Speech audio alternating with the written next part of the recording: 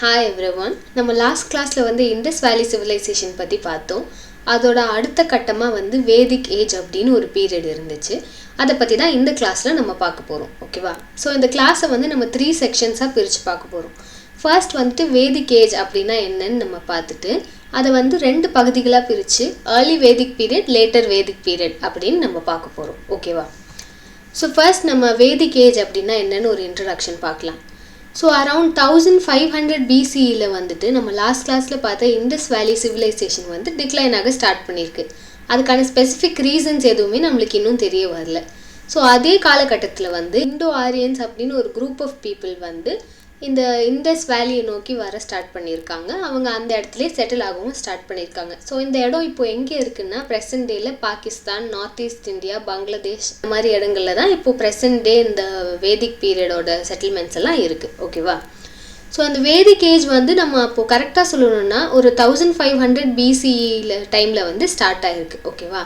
So இது ரெண்டு செக்ஷன்ஸாக வந்து அவங்க பிரிக்கிறாங்க, early Vedic period, later Vedic பீரியட்னு. ஸோ இந்த ஏர்லி வேதிக் பீரியடை பற்றி நம்ம எதுலேருந்து தெரிஞ்சுக்கிறோன்னா ரிக் வேதா அப்படின்ற ஒரு வேத புத்தகத்தை வச்சு தான் நம்ம தெரிஞ்சுக்கிறோம். ஓகேவா?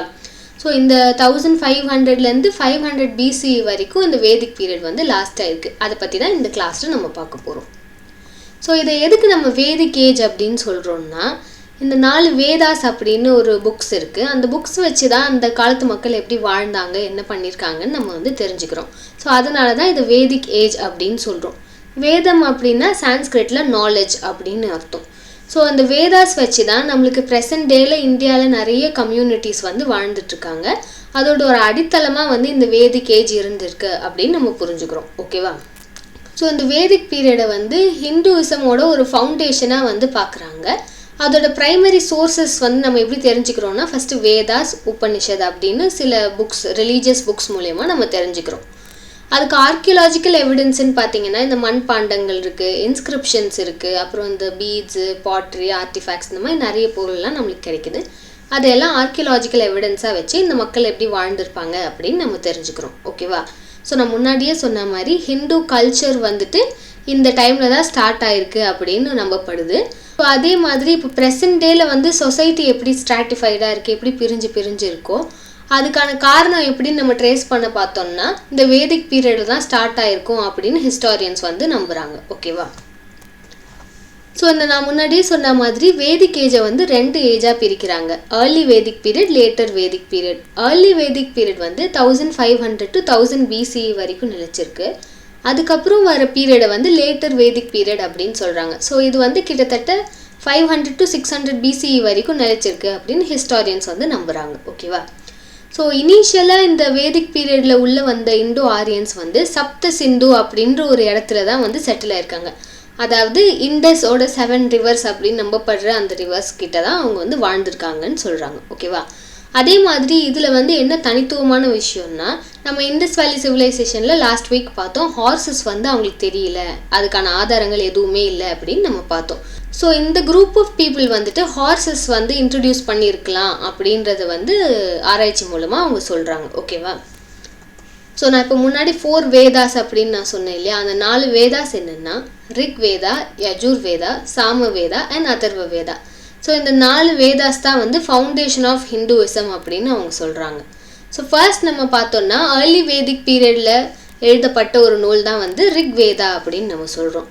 ஸோ அப்படி பார்க்கும்போது இதுதான் வந்து ஓல்டஸ்ட் லிட்ரேச்சராக நம்ம வந்து கருதுகிறோம்.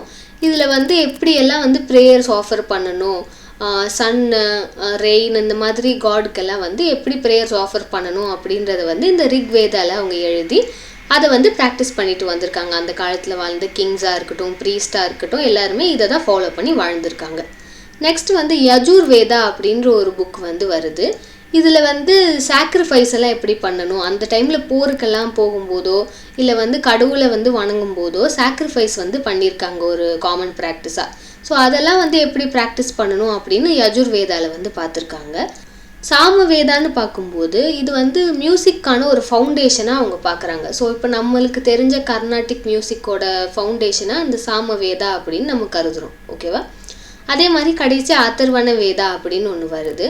இதில் வந்து நம்மளுக்கு ஆயுர்வேதா மாதிரியான மெடிசன்லாம் வந்து எப்படி ப்ராக்டிஸ் பண்ணுறாங்க, ஹர்ப்ஸ் வச்சு எப்படி நம்ம மருந்து பண்ணணும், இந்த பிளாக் மேஜிக் அப்படின்லாம் சொல்கிறாங்க இல்லையா, ஸோ அதெல்லாம் வந்து எப்படி ப்ராக்டிஸ் பண்ணியிருக்காங்க அப்படின்றத வந்து இந்த ஆதர்வ வேதாவில் சொல்லியிருக்காங்க. ஓகே, ஸோ இந்த 4 புக்ஸை வச்சு தான் அந்த டைமில் வேதிக் பீரியடில் எப்படி வாழ்ந்திருக்காங்கன்னு நம்ம தெரிஞ்சுக்கிறோம். ஓகேவா?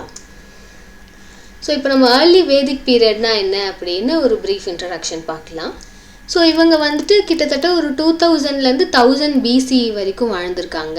ஸோ இவங்களுக்கு அக்ரிகல்ச்சரை விட கேட்டில் ரியரிங் தான் வந்து ஒரு இம்பார்ட்டண்ட்டான ஆக்குபேஷனாக இருந்திருக்கு அந்த டைமில். ஸோ நான் முன்னாடியே சொன்ன மாதிரி இவங்க எல்லாரும் ரிக் வேதாஸ் அப்படின்ற ஒரு வேதத்தை வச்சு தான் வாழ்ந்திருக்காங்க. அவங்க எப்படி வாழ்ந்திருக்காங்கன்னு நம்மளுக்கு தெரிய வரும் ரிக் வேதா அப்படின்ற புக் மூலியமாக தான். ஓகேவா? ஸோ இவங்க ப்ரிடாமினன்ட்லி வந்து கேட்டில் மட்டும்தான் வளர்த்துருக்காங்க. இப்போ நம்மளுக்கு வந்து நம்ம வெல்த்தை எப்படி மெஷர் பண்ணுறோம், மணி கோல்டு வச்சு மெஷர் பண்ணுறோம் இல்லையா, ஸோ அதே மாதிரி அந்த காலத்தில் வந்து யார் நிறைய கேட்டில் வச்சுருக்காங்களோ அவங்கள தான் மேபி பணக்காரன் அப்படின்னு கன்சிடர் பண்ணியிருக்காங்க. ஸோ அக்ரிகல்ச்சரை வந்து இவங்க ஒரு செகண்டரி ஆக்குபேஷனாக வந்து பார்த்துருக்காங்க.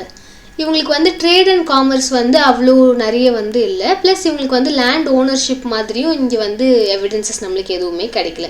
ஸோ பேசிக்லி இவங்க எல்லாருமே வந்து கேட்டில் வச்சு தான் வாழ்ந்திருக்காங்க அப்படின்னு நம்மளுக்கு சொல்லலாம் ஏர்லி வேதிக் பீரியடில். அதே மாதிரி இந்த ஏர்லி வேதிக் பீரியடில் வந்து காஸ்ட் டிவிஷன் அப்படின்லாம் எதுவுமே இல்லாமல் ஒரு குரூப் ஆஃப் ட்ரைபல் பீப்புளாக வாழ்ந்திருக்காங்க. ஸோ அந்த ட்ரைபுக்கான ஒரு லீடர், அந்த ட்ரைபல் பீப்புள், இது மட்டும்தான் டிவிஷனாக இருந்திருக்கு. அதே மாதிரி இங்கே ஜெண்டர் அந்த மாதிரி எதுவுமே ப்ரிஃபரன்சஸ் இல்லாமல் எல்லாருமே ஈக்குவலாக வாழ்ந்திருக்காங்க. ஈக்குவாலிட்டியோடு வாழ்கிறது தான் வந்து எகாலிட்டேரியன் சொசைட்டி அப்படின்னு சொல்கிறோம். ஓகேவா? யாருக்குமே எந்த பாகுபாடும் இல்லாமல் வாழ்கிறது. ஓகே, ஸோ இவங்க எப்படி டெசிஷன்ஸ் எடுத்திருக்காங்கன்னா சபா அண்ட் சமிதி அப்படின்னு 2 பப்ளிக் கேதரிங்ஸ் வந்து பண்ணுறாங்க. சபா அப்படின்னா எல்லா மக்களும் ஒன்று கூடி பேசுகிறது தான் சபா அப்படின்னு சொல்கிறோம். சமிதினா வந்து அந்த சொசைட்டியில் இருக்கிற பெரியவங்க எல்லாருமே கூடி டெசிஷன்ஸ் எடுக்கிறது தான் சமிதி அப்படின்னு சொல்லியிருக்காங்க. ஸோ இவங்க இந்த கூட்டம் மாதிரி கூட்டி தான் என்னென்ன டெசிஷன்ஸ் எடுக்கணும் அந்த சொசைட்டியில் அப்படின்றது எல்லாத்தையும் டிசைட் பண்ணியிருக்காங்க. ஓகேவா? ஸோ இது வந்து காலப்போக்கில் வந்து ஒரு பெரிய சோஷியோ பொலிட்டிக்கல் டிவிஷன் வந்து க்ரியேட் பண்ணியிருக்கு. அது நம்ம வந்து லேட்டர் வேதிக் பீரியடில் பார்க்கலாம். ஸோ இவங்களுக்கு நேச்சரை வர்ஷிப் பண்ணுற ஒரு பழக்கம் இருந்திருக்கு. நீர், நெருப்பு, ஆகாயம், காற்று, இந்த பூமி, இந்த மாதிரி எல்லா நேச்சுரல் ஃபோர்ஸஸையும் வந்து இவங்க வர்ஷிப் பண்ணியிருக்காங்க.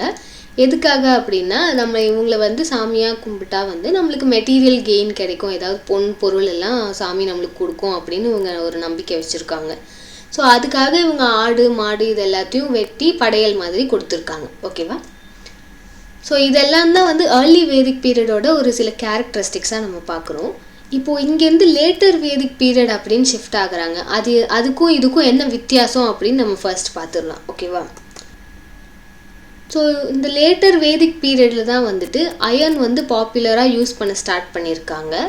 ஸோ இது வந்து எப்போ நம்மளுக்கு ஸ்டார்ட் ஆகுதுன்னு பார்த்தீங்கன்னா ஒரு 1100 BC டைமில் தான் நம்மளுக்கு ஸ்டார்ட் ஆகுது.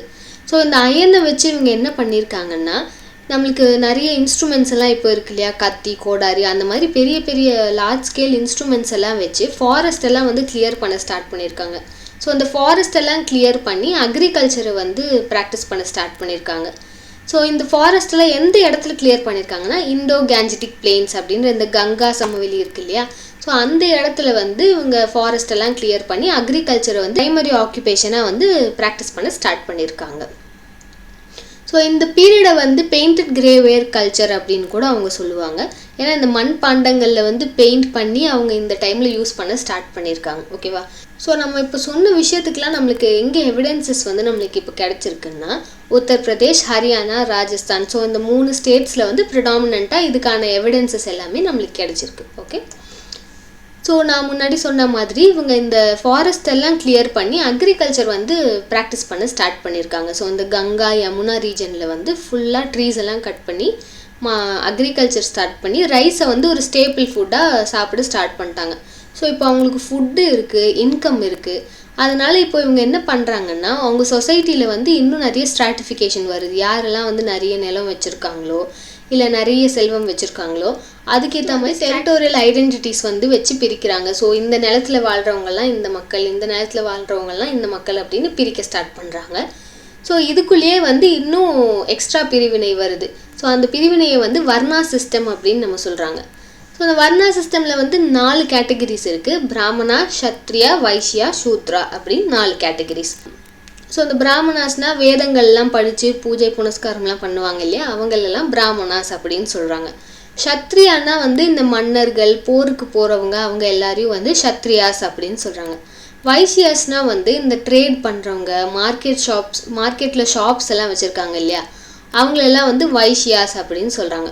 ஸோ சூத்ராஸ் அப்படின்னா யாருன்னா இந்த அக்ரிகல்ச்சர் பண்ணுறவங்க, மேனுவல் லேபர்லாம் இருக்குது இல்லையா, அதை பண்ணுறவங்கள வந்து சூத்ராஸ் அப்படின்னு பிரிச்சுருக்காங்க.